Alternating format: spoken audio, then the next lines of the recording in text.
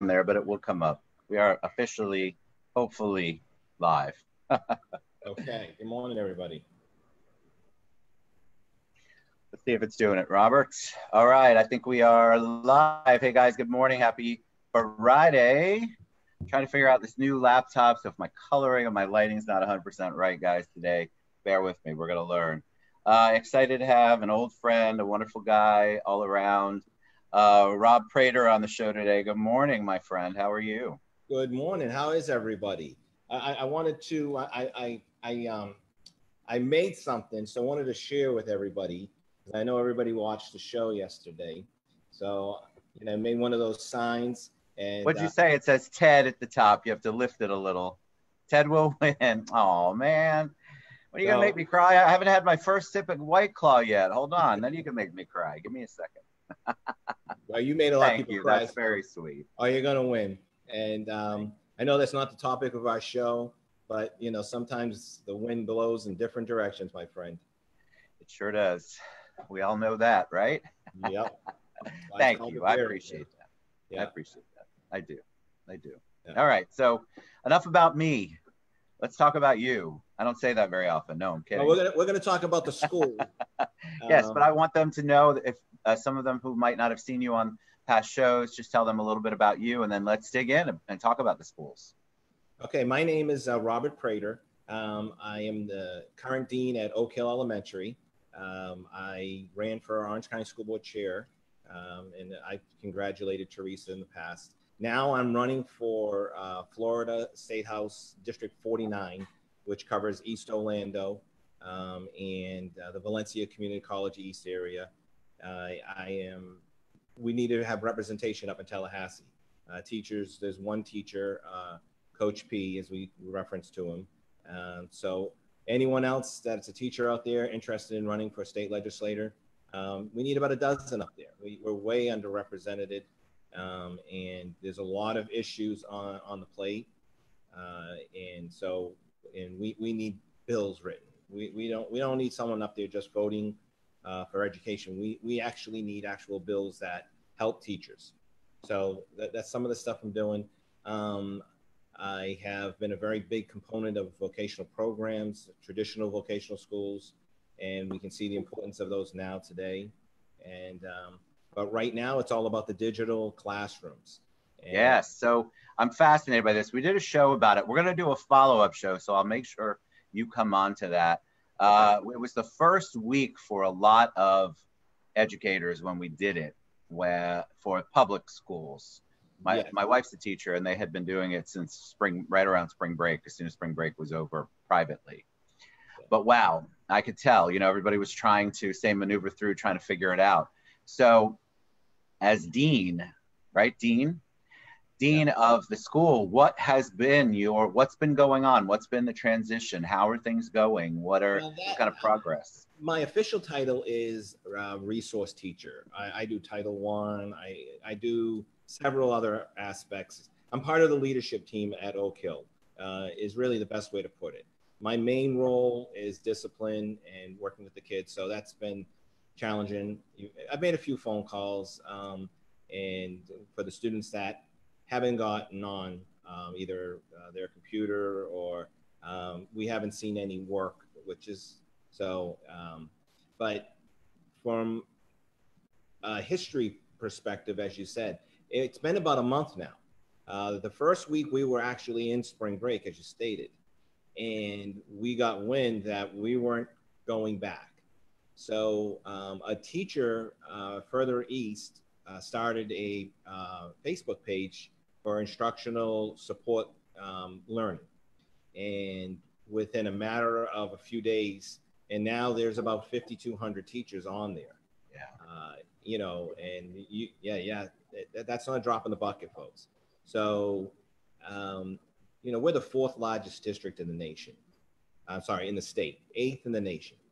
And when you see this big district, you see it shrink down to this, and you see this with your show and how many people you can reach, and you're using Zoom, which is, not something that we're promoting too much, but we do use it. We have other and I'll get into that in a little bit. But I can't, the outpour of the teachers and collaborating together during their spring break was just something I had never seen before. I was so proud that I was a teacher, to be part of that organization, be part of that family. And it was from all over the state, Ted. I'm talking, we had people from West Palm, from Polk County, Lake County, Hillsborough, asking for advice on connecting, their Google Docs with, putting them into a classroom, doing voiceovers on PowerPoints. It was amazing that how they didn't care if somebody was from the West or the East or what district, and they wanted to get the job done. And it was during their spring break. It wasn't like, oh, well, these aren't, my contracted hours will start Monday and I'll dive into it then. No, they dove right in, started preparing, and then they had the following week, they were testing it, and it has gone over well for the ones that have gotten on. But unfortunately, let me ask you how you're a month in. I'm curious about if you feel like this. I know the teachers have adapted the best they can, and they're doing a phenomenal job. How are the kids doing? Are they enjoying it? Are you getting feedback one way or another?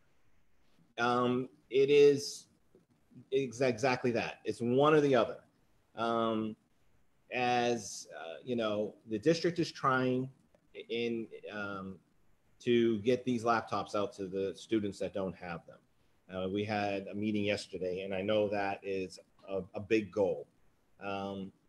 I can kind of compare it to hiring a teacher in the middle of the school year.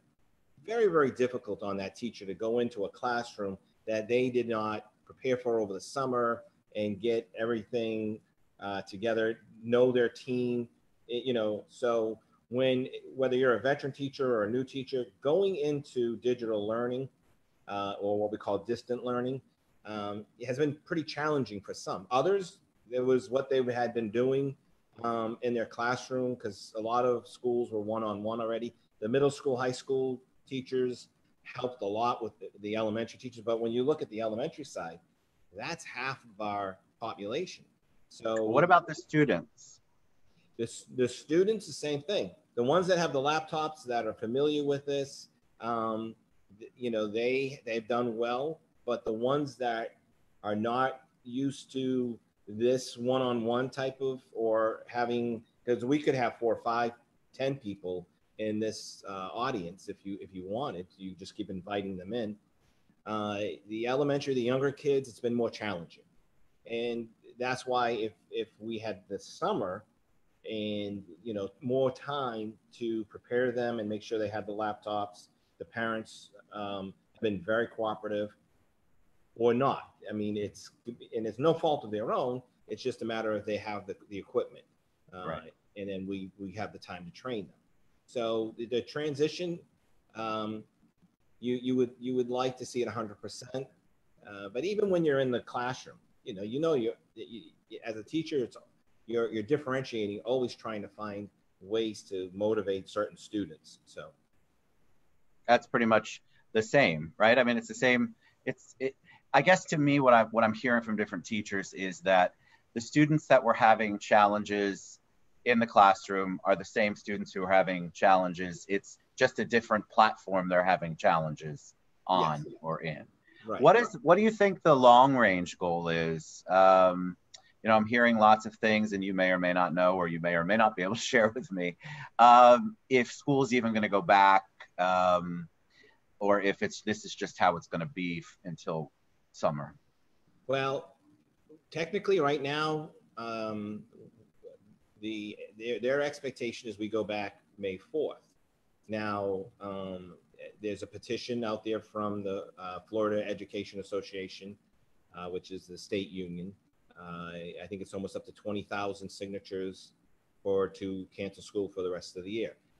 The brick and mortar part of it, not the learning part. Right. So, people get that a little, so we should just say it. The schools are closed, but the learning isn't.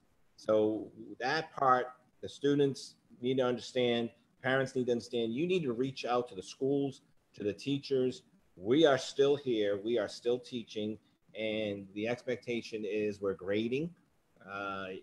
We just had to adapt to, what is going on in our local economy, our local environment, and it is for your betterment, the safety of all of our citizens.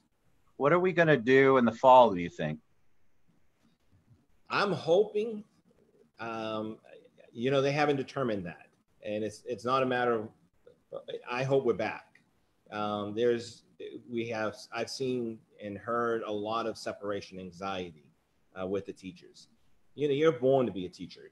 We've talked about this in the past. Your wife has told you this many a times.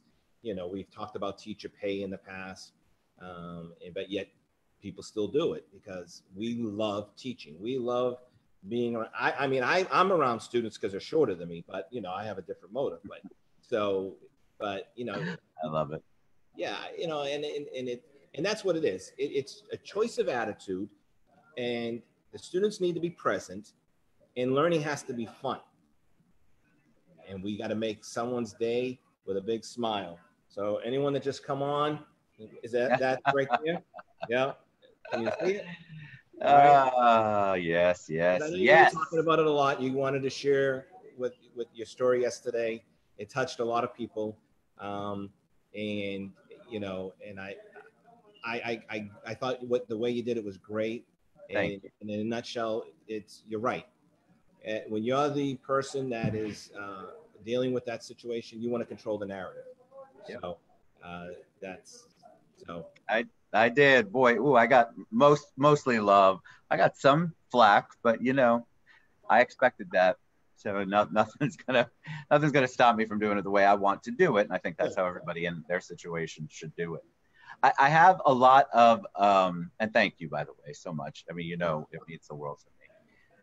I have a lot of people who, when I posted the show earlier in the week, asked me to ask you, what do you think the fall is going to look like, as far as, is it going to be a mix of traditional and added digital? Or do you think it's just going to go back to the way it was?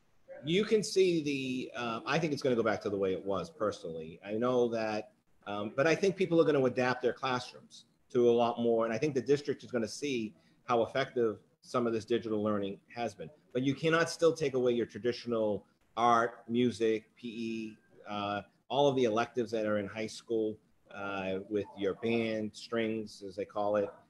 You got your sports that has been canceled. There's so many other factors that go with the brick and mortar aspect of it that I would say probably 80 to 90% of it's going to go back to being normal. But we've learned. We always learn. We're, as teacher, one of our oldest saying is we're lifelong learners.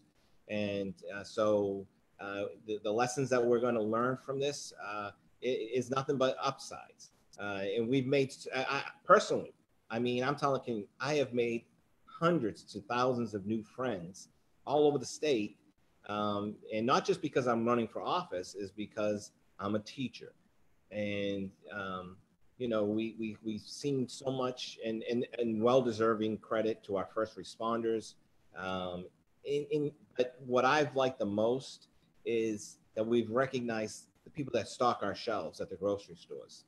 Never did that before. That's what this is. Yes, exactly. But we do see our nurses, our doctors, our paramedics, our 911 operators going into work. And then the teachers have been responsible. They have done everything that they needed to do to continue learning with our 212,000 students. We didn't just say, okay, parents, you're on your own. We understand they have to work. And I know one of the sayings that teachers use the most is, we're not babysitters. And we haven't acted like it.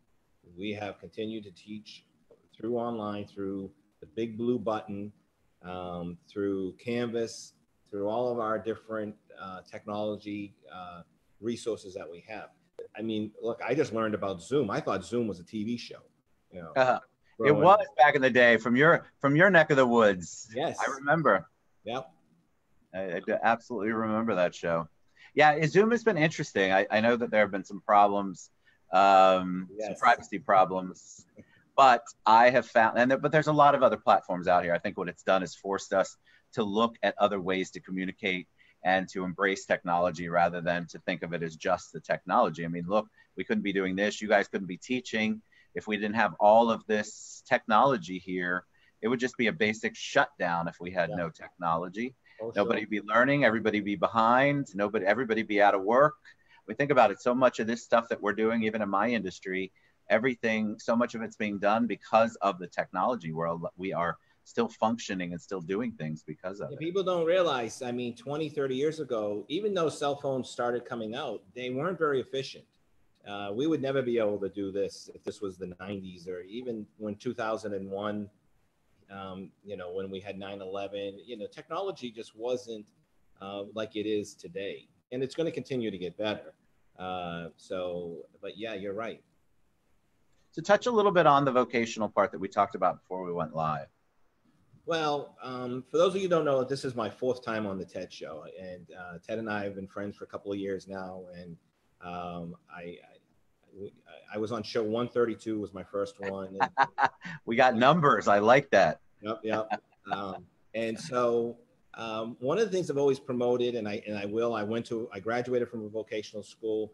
We can see now, you know, and I'm going to use a line that my wife uses all the time. You know, I'm right again. So once I'm right again, we need traditional vocational schools, and we need them in the state of Florida. I've used a statistic before. Massachusetts has 38 traditional vocational schools statewide. They're number 1 in education, yet they have Harvard and MIT there. So everybody thinks that's why they're number 1. That's not. It's because they have a variety of opportunities for their students. So if a student wants to go become a plumber, an electrician, the vocational schools are accessible in the traditional manner. Graduate from 8th grade, they go on to 9th grade, they go straight into a vocational school. There's no hoops to jump through. So that, you know, we have so many factories right now that are empty in this country that could be making all of these medical supplies. Those are trade schools. By the way, MIT is a trade school. You know, a lot of people forget that this world-renowned college, you know, is a trade school. And so, you know, these are the programs that we need so that our economy, you know, is sustainable, that our community has the services that it needs.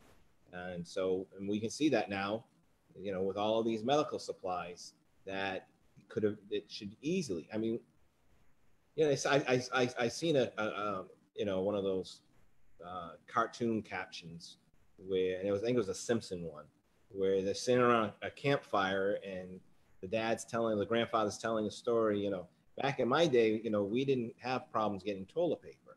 And it's so, you know, and you see these companies, they're putting them out, but, you know, we have more factories. And, you know, my dad lives in North Carolina. I'll give you an example. It used to be the furniture capital of the world. Yeah. And these factories, from what my understanding is, they're still all sitting up there empty. Let's get them up and running. Why do you think? I mean, I'm a big proponent of vocational as well. I having gone through the whole university system, master's degree, that whole insanity. Looking back, I mean, I'm glad I did what I did, and I'm sure it was for a reason.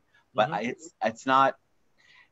To me, there are paths that are taken. I got more from the social aspect of college than I got from my degrees.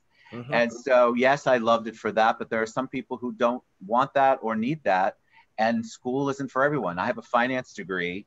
I'm probably the stupidest person when it comes to finance, numbers, and running stuff. I mean, a calculator did it all for me in the 80s. And now it's all on the laptop, or some computer does it in 0.2 seconds. It's not for everyone.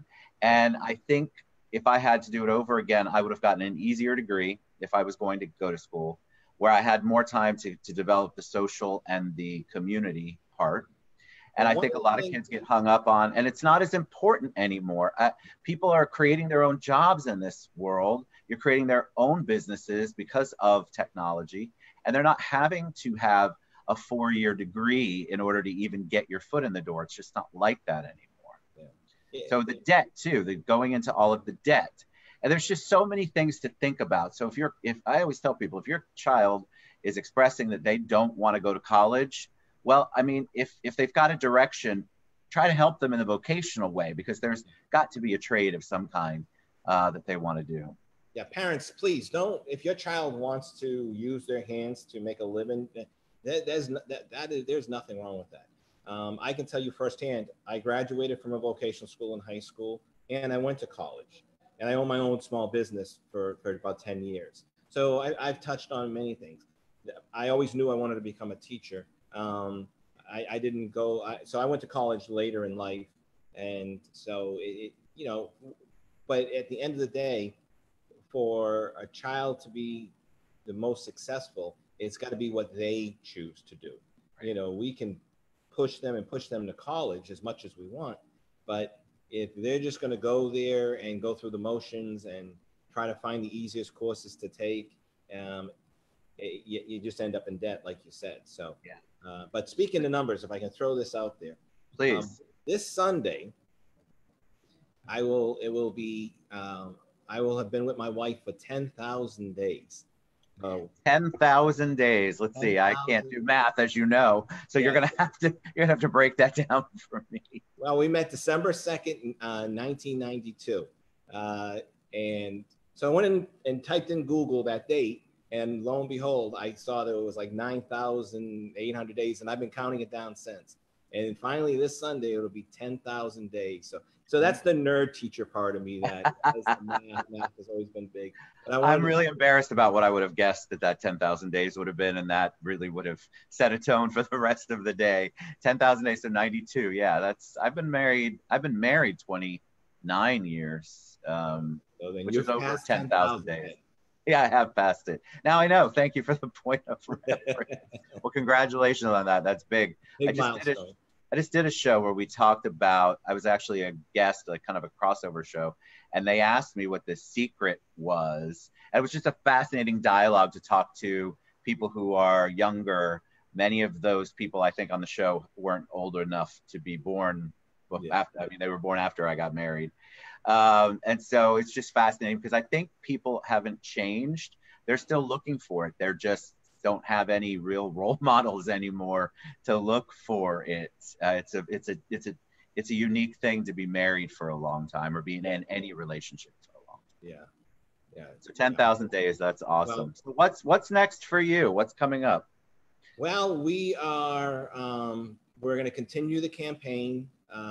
We right now it's gotten quite challenging because you can't. We were knocking on doors. I had knocked on about 2,000 doors over spring break. And got a phone call, I want to say March 20th, about a month ago. Go home and don't leave your house. And so that's basically what we've been doing. So we've been mailing out packets to our constituents. And all indications are we're going to qualify by petition still, which is something I'm really proud of. Now, and we got our first one today. And if you give me a second, this is what it would look like. So somebody can do a petition online. I'm going to try to cover the person's name. And so it would look like that. It just comes across. I print it out. But they can print their name online. But they've got to be in District 49 in order to do a petition. So that's one thing I want to challenge people to do. I think one of the things is, and I still have to look it up. So guys, I'm not telling you to do anything that I don't have to do. I don't know my districts that well. And so when Rob's talking about it, make sure you look up what you think you're in a district and you're not. And so I thought I was in a particular district for city because I'm in Orlando proper.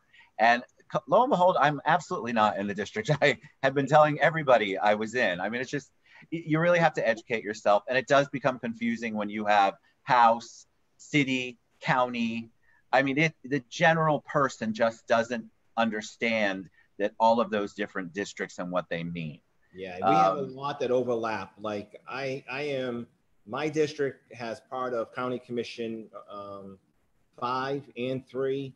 I have Congress 7, and I think some of 9. I'm not sure. I'd have to double check. Even running.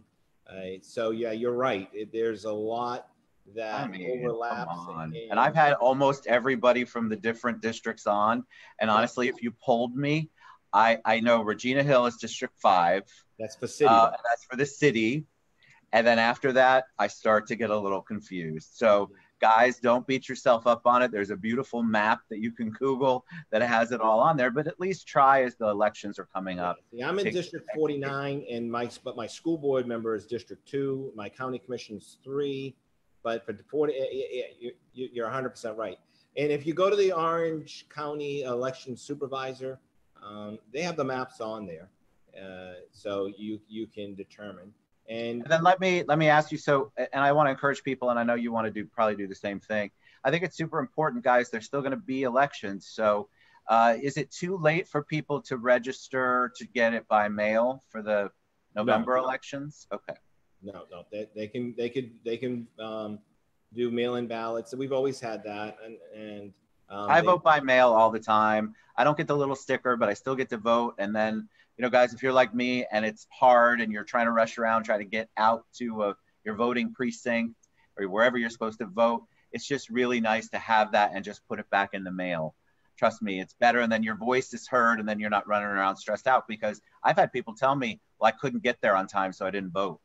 So there's just no excuse for that. Well, they have early voting now too. And for the primary, it'll be 10 days. The primary is on August 18th. As of right now, District 49, there won't be a primary. There's only one Republican, one Democrat running for that seat. So that's the way it is right now. But they still have, I think, till June 8th. June 8th through the 12th is qualifying.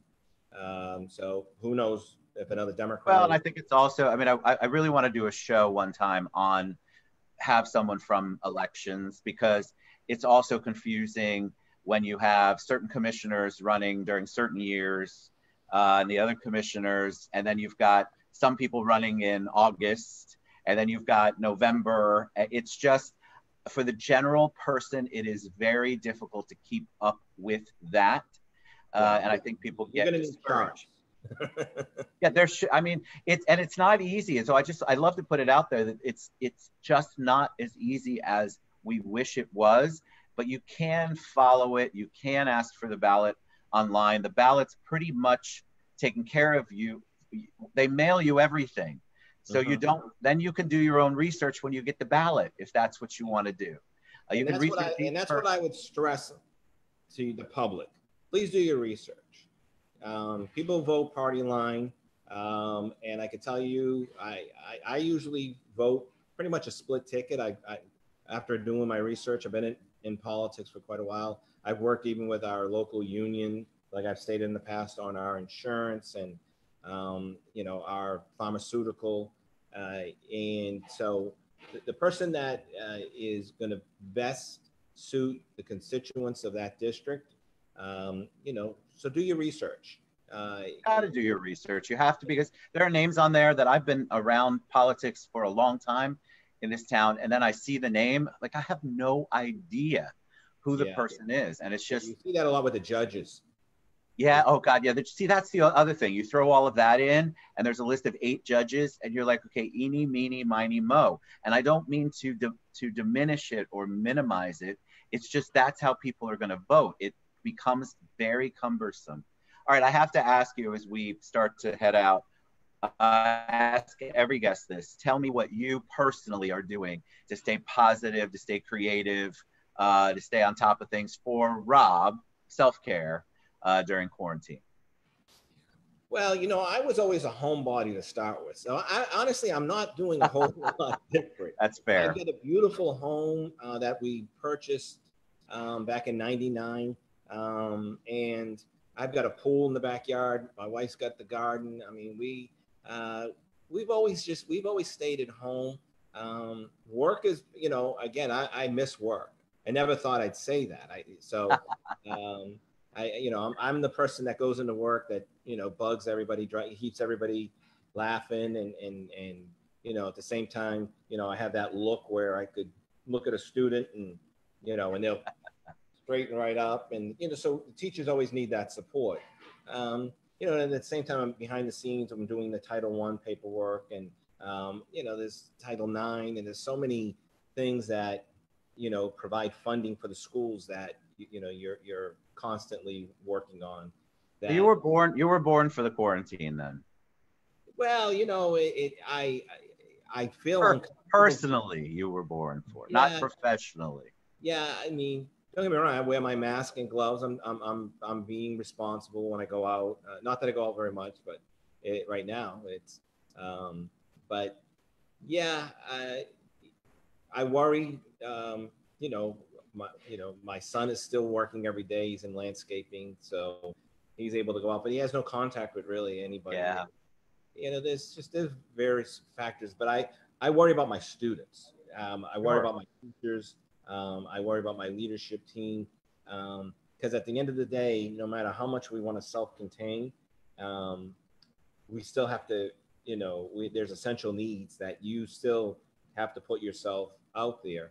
And a lot of people have tested positive. A lot of people have died, and and it's something that you hate to hear, hate to see. And I think Mayor Demings has done a phenomenal job. And even the way he presents it, he has stayed very calm, and he's let people know, again, in that tone that you have as an experienced politician, just stay calm, stay at home, be responsible, and follow the directions of our local communities and how we're doing it. Can't worry about Miami right now, and they know they're having a very tough time down there. It's a hot spot, and if it was because they left the beaches open too long, which all indications are is high probability, and now they're talking about opening up the beaches in Jacksonville. I can tell you as a politician, it's going to be an interesting time, my friend. All right, so how do people reach you? Vote Rob Prater, gmail.com. They can reach out there. I have 3 Facebook pages going very strong. Make our Orange County Public School teachers a top priority. And we have the what I call the digital page, the instructional digital support page. They can go there. Anything that they need to know about all of the various programs,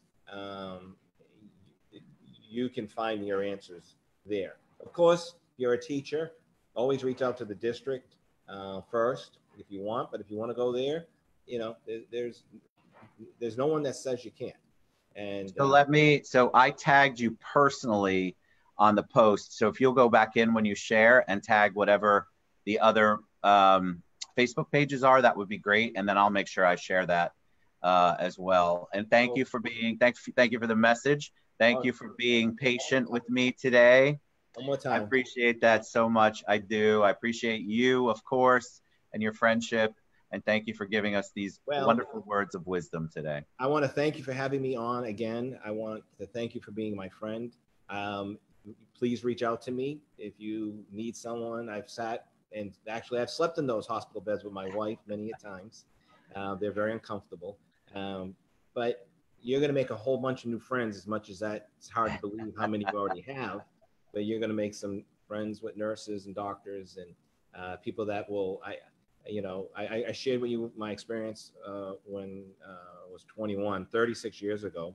I had a little boy that passed away, and I still know the nurse's name to this day that helped me get through that very, very sad situation. That's an imprint. That's you don't forget some that. of the stuff. So I know many people are going to offer and reach out to you and to be there, and like you said, receiving, my friend. I'm working on that. It's not easy for me. That's going to be the tough part of the journey. All right. I love you, my friend. I will talk to you later. Rob Prater, thank you for being on the show. Thank you. And we will see you later. Reach out to him. He's a great resource and a great guy. Have a good weekend, buddy. Okay. Bye-bye.